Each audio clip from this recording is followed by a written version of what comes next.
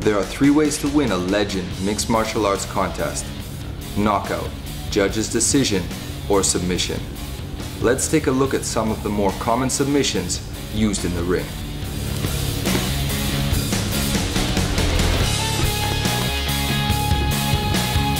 Guillotine choke. Whenever an opponent leaves his head to the outside of the attacker's body, such as when he attempts a takedown, he leaves himself open to a guillotine choke. His attacker wraps one arm underneath his opponent's neck and uses his forearm to apply pressure to either the arteries or windpipe, and he uses his other hand to clasp his attacking arm and pull upwards to maximize pressure. The opponent will pass out if he does not submit.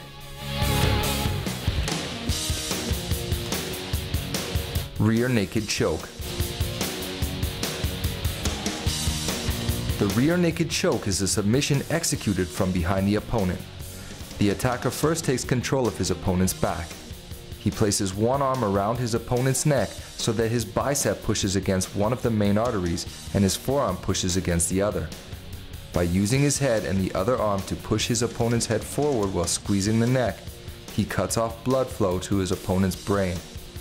If the opponent does not submit, he will be unconscious within a matter of seconds. Triangle choke.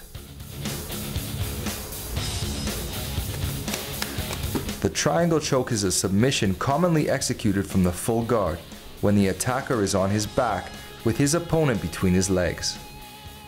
When his opponent tries to strike him or shift positions, the attacker uses his legs to encircle his opponent's head and one of his arms. The attacker then pulls the arm across the opponent's neck and simultaneously squeezes his legs together, cutting off blood flow to the opponent's brain. The opponent will be rendered unconscious. Armbar. To successfully execute an armbar, the attacker isolates the opponent's arm and extends the elbow over a fulcrum, such as a hip. By placing the opponent's forearm against his chest and pulling down while simultaneously arching his hips upward, the attacker painfully hyperextends the opponent's elbow. If the opponent does not submit, he risks serious injury to his elbow. Kimura.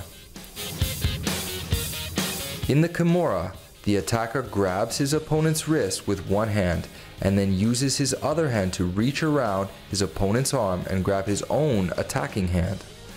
The attacker then pulls his opponent's bent arm up across his back while controlling his body, hyper-rotating the shoulder joint.